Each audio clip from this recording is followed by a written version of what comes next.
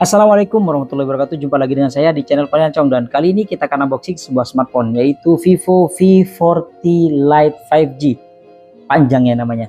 Dan seperti biasanya saya belinya online. Langsung saja kita ke unboxingnya. Let's go. Oke, ini dia box paketan kita kali ini dan langsung saja kita bongkar ya.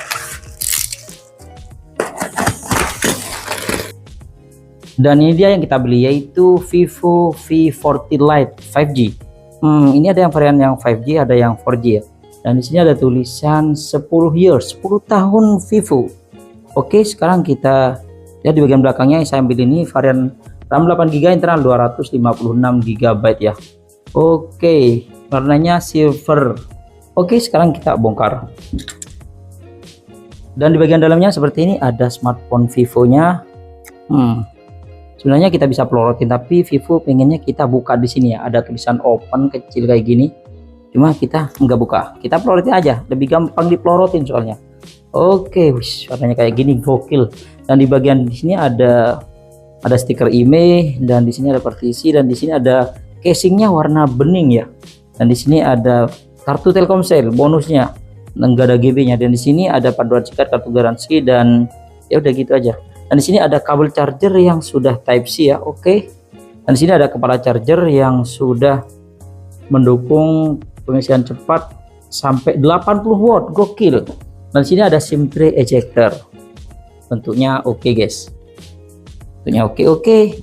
Mungkin ini aja yang kita dapetin kalau kita beli Vivo V40 Lite 5G. Oke. Dan sekarang kita beresin barang-barang ini dulu. Dan sekarang kita ke smartphone-nya. Dan sekarang sambil lalu kita nyalakan, dan desainnya cakep banget ya. Udah nyala. Desainnya cakep banget. Ini silver titaniumnya ya. Gokil parah. Kayak di iPhone ya titaniumnya, warnanya. Bukan titaniumnya tapi silver titaniumnya namanya. Oke, desainnya cakep kayak gini. Ada dual kamera. Kameranya cuma dual aja ya. Oke, dan sekarang kita bahas bagian sisi-sisinya dulu. Di bagian kanannya di sini ada tombol on off dan juga tombol volume up down. Di bagian atasnya di sini ada mikrofon. Dan di bagian sisi kirinya di sini polos ya, dan di bagian sisi bawahnya di sini ada SIM tray. SIM tray-nya dia hybrid ya, dual SIM atau satu SIM card dan satu SD card. Dan di sini ada mikrofon, ada colokan charger Type C dan juga grill speaker. Oke, dan sekarang kita nyalakan. Dan pas awal-awal kita aktifin smartphone-nya yang internalnya 256GB sudah tersisa 236GB. Jadi sekitar berkurang 20GB ya. Oke lah, lumayan. Dan sekarang kita setting bentar. Oke, ini dia smartphone-nya dan saya sudah setting bentar. Kalau kita lihat dari desainnya ini, kalau kita lihat di layarnya ini lumayan simetris ya, tapi nggak begitu tipis. Lumayan sih, tapi nggak begitu tipis. Ya, ingat, tapi belum tipis ya. Ya, tipisnya standar aja sih menurut saya, dan bagian bawahnya ini juga lumayan tebel, nggak tebel banget, tapi lumayan lah, lumayan nggak tebel. Oke, sekarang kita bahas di bagian variannya dulu. Ini Vivo V40 ini ada 3 ya. Vivo V40 biasa yang paling tinggi ya, Vivo V40 Lite yang 4G, dan Vivo V40 Lite 5G. Yang saya ambil yang ini yang 5G ya. Dan kalau kita lihat dari desainnya ini cakep. Dan kalau kita bahas di bagian desainnya ini, Vivo kasih nama dia Diamond Starlight Texture. Jadi kalau ada matahari kita tutupi kayak gini, nanti kalau dibuka nanti ada spotlight, apa namanya ya, ada bekas titik yang kita tempelin kayak gini. Kalau dulu sih ganti warna ya, warnanya itu ganti dari warnanya awalnya itu putih jadi ke orange, ada yang jadi ke biru. Kalau yang ini sih agak hijau, tapi nggak hijau-hijau banget, hijaunya tipis-tipis banget. Cuma yang kelihatan di sini ini agak lebih tua ya hijaunya, kalau ini tipis-tipis saja. Dan untuk harganya Vivo V40 itu harganya sekitar 699. Kalau yang Vivo V40 Lite itu harganya yang 4G itu harganya sekitar 3.599.000, atau yang Lite 5G itu harganya 4.299.000. Tapi saya dapetin sekitar 4.500.000 ya. Gokil sih. Dan untuk varian RAM-nya ini ada yang RAM 8GB internal 256GB yang dijual dengan harga 4.299.000, atau yang varian RAM 12GB internal 512GB harganya sekitar 5.299.000. Selisih 1 juta ya dengan yang varian internal 512GB. Tapi kalau yang butuh internal gede, saya saranin beli yang itu aja sih, karena buat menyimpan foto-foto banyak itu lebih mungkin kan lebih enak sih. Dan untuk varian warnanya, dia warnanya ada silver titanium dan carbon black. Yang saya ambil ini yang warna silver titanium, jadi dia agak silver titanium, tapi keren sih, memang mirip dengan titaniumnya iPhone, natural titanium ya kalau di iPhone. Dan sekarang kita bahas di bagian bodinya. Bodinya ini menggunakan plastik dan framenya menggunakan plastik ya, dan dia katanya menggunakan desain di bodinya ini Diamond Starlight Texture.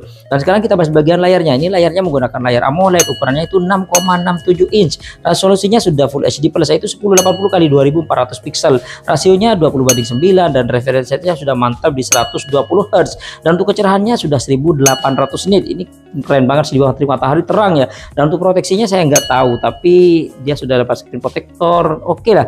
Dan dia juga memiliki IP64 yang tahan percikan air dan juga debu, jadi aman kalau ada hujan, dibuat mainan saat waktu hujan ya. Oke, dan sekarang kita bahas di bagian keamanannya. Dia keamanannya karena sudah menggunakan AMOLED, jadi dia sudah in display fingerprint atau under display, dan dia bisa ketuk 2 kali untuk mematikan layar dan juga ketuk 2 kali untuk menyalakan layar.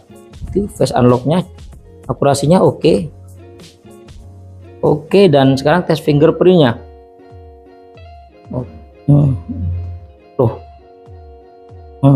Lambat ya.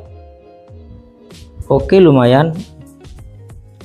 Misalkan mati, kita tekan, jadi nunggu dia animasi nyala baru dia bisa nyala ya smartphone-nya. Oke, dan sekarang kita bahas di bagian Android-nya. Di Android-nya menggunakan Android 14, interface-nya menggunakan Vantage 14, dan untuk prosesornya dia menggunakan prosesor dari Qualcomm yaitu Snapdragon 4 Gen 2 yang sudah 4 nanometer, didukung dengan RAM 8GB, bisa ditambah 8GB, dan internal 256GB UFS 2.2, yang mana kalau kita lihat di Antutu benchmark-nya standar kayaknya dia masih mendapatkan 355 ribuan, nggak nyampe 400 ribuan, nggak nyampe 500 ribuan juga sih, standar lah. Dan kalau kita lihat di sensor-sensornya ini lumayan lengkap sih, dan untuk gyroscope-nya lumayan ada, dan kalau kita geser-geser kayak gini lumayan ya agresifnya.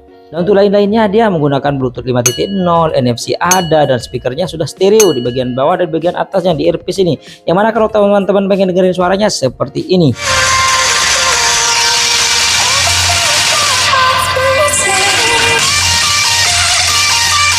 Dan sekarang kita bahas bagian baterainya. Baterainya dia berkapasitas 5000 mAh yang didukung dengan charger 80 watt. Dan ketika kita coba buat nonton YouTube selama 1 jam, dia baterainya berkurang 6%. Ini irit loh. Dan ketika kita coba ngecas dengan charger bawaan yang 80 watt yang diklaim 80% dalam waktu 30 menit, dia 10 menit bertambah 17%, 20 menit bertambah 33%, dan 30 menit dia bertambah cuma 49%. Untuk ke 80 kayaknya masih jauh, masih kurang 31%. Tapi ya gimana ya, masih jauh sih sebenarnya. Andainya dapat 70 atau 60 berapa masih mending, ini lumayan jauh sih. Dan sekarang kita bahas di bagian kameranya. Di bagian belakang ini ada dual kamera yang kedua-duanya sama-sama berfungsi.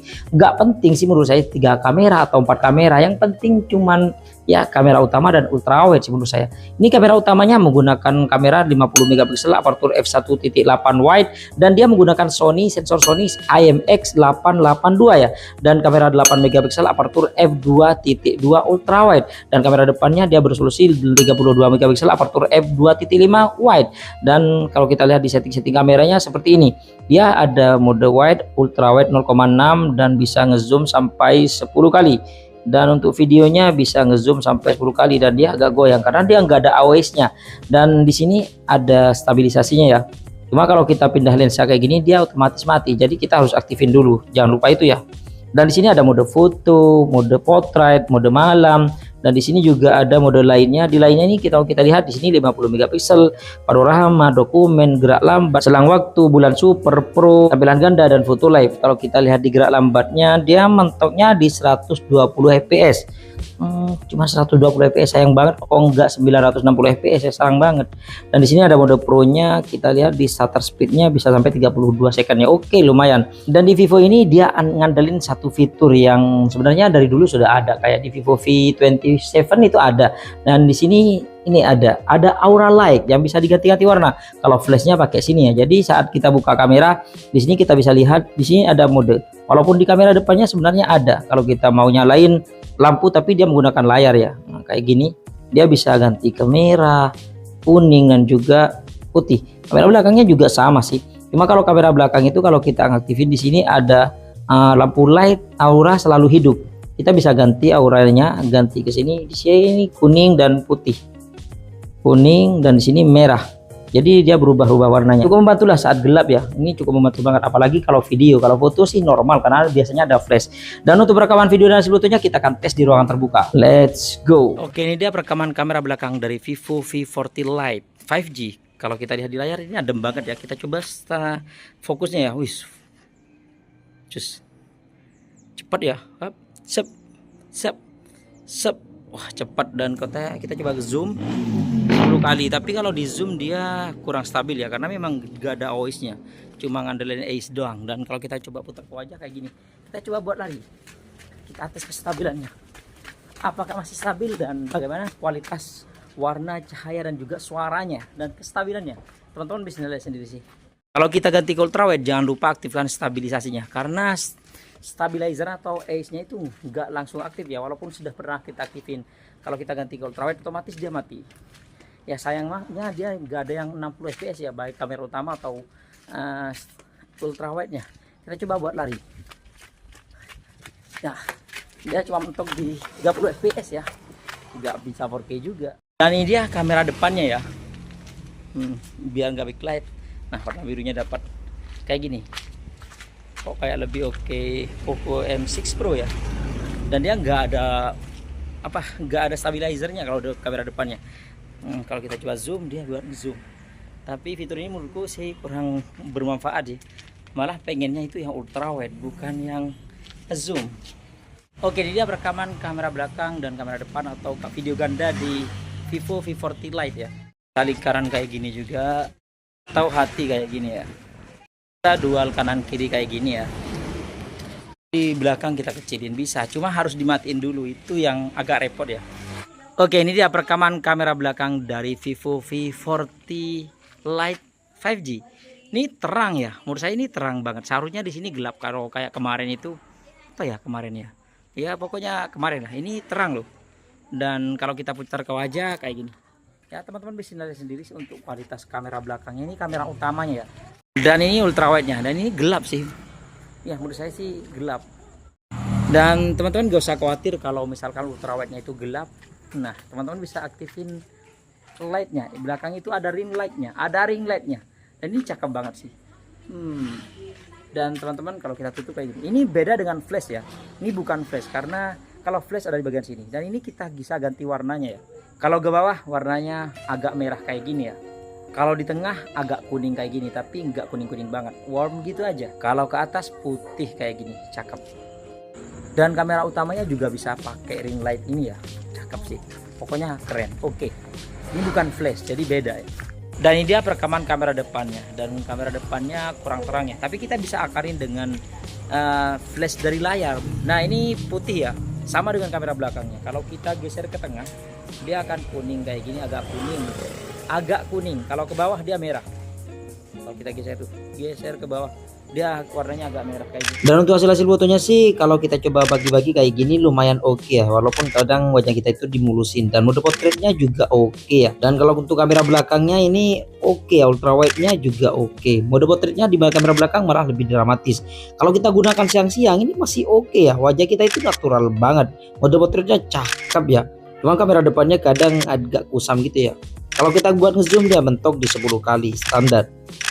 Dan untuk daun-daun kalau kita buat motret daun-daun ini kayak gini warnanya ya, natural. Dan kalau kita gunakan malam-malam ini kameranya lumayan sih, cuma naturalnya kurang sih, tapi lumayan terang. Apalagi kalau kita gunakan mode malamnya ya. Dan untuk kamera belakangnya ini warnanya agak beda ya, dia lebih natural aja. Kalau yang kamera lebih putih potretnya ya, kalau yang lainnya agak kuning. Kecuali kalau kita gunakan mode potretnya, entah kenapa beda ya. Ultrawide-nya juga oke. Dan kalau kita gunakan di tempat yang gelap ini entah kenapa kok terang banget ya. Walaupun kita gunakan ultrawide-nya ini masih terang. Apalagi kalau kita gunakan mode malamnya, wih terang banget guys.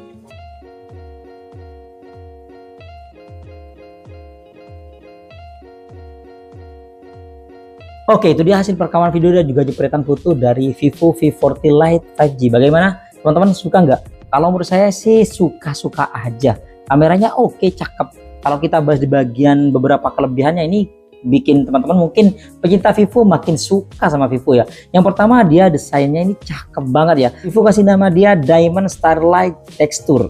Jadi bodinya ini beda dengan Vivo yang dulu itu, Vivo berapa ya, V25. Kalau Vivo V25 itu 25 lupa sih, itu kalau kena cahaya matahari dia nanti warnanya berubah, yang awalnya putih ya putih jadi warna biru, satu lagi itu ada yang berubah jadi gold ya. Kalau yang ini enggak sih, enggak berubah se ekstrim itu sih, cuma dia agak ke hijau-hijauan. Yang paling mencolok hijaunya agak tua di sini. Dan sekarang kita bahas bagian kelebihannya. Yang pertama, dia sudah HP 5G, sudah in-display fingerprint, layarnya AMOLED pastinya ya. Chargernya sudah 80 watt, volume up-nya sampai 300%, gokil. Speakernya stereo, biasanya Vivo jarang ngasih stereo. Kemarin saya punya Vivo V27, itu belum stereo sih, sayang banget.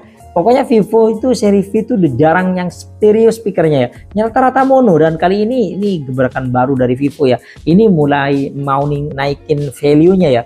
Kemudian dia ada aura light-nya atau nama lainnya ring light ya. Kalau kita biasanya buat konten itu ada ring light, tapi kalau karena di HP ini namanya aura light. Ini sangat berfungsi kalau kita bikin video karena ini lebih terang, beda dengan flash yang biasanya. Karena ini lebih gede jadi lebih terang sih. Dan yang terakhir Supermoon.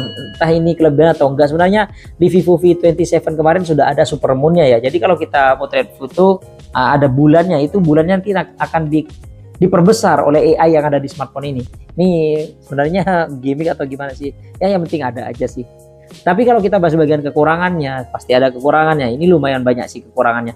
Yang pertama, dia masih hybrid. Yang kedua, dia nggak ada AIS-nya di kamera depannya, sayang banget. Dan yang ketiga, dia nggak ada OIS-nya di kamera belakangnya. Jadi kamera belakang cuma ngandelin AIS dan kamera depannya nggak ada AIS-nya sama sekali. Semoga ini cuma permainan software, kemudian diupdate nanti bisa ada soal stabilisasinya kamera depannya. Dan yang keempat, ini belum bisa ngerekam 60 fps, sayang banget sih. Dan yang kelima, dia nggak bisa 4K loh.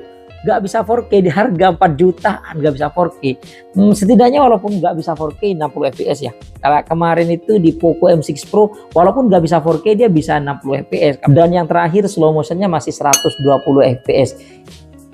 Seharusnya itu sudah 960 fps sih. Tapi overall ini cakep banget sih. Ya mungkin itu aja sih unboxing kita kali ini. Terima kasih buat teman-teman yang sudah mampir di channel kami. Jangan lupa yang belum berlangganan silahkan tekan tombol subscribe. Kalau suka di like, kalau nggak suka diabaikan saja. Sampai jumpa di video unboxing berikutnya. Assalamualaikum warahmatullahi wabarakatuh. Tapi menurut saya sih speakernya agak cempreng kalau di fullin 300% ya. Saran saya cuma mentokin 100% aja. Itu lebih aman sih.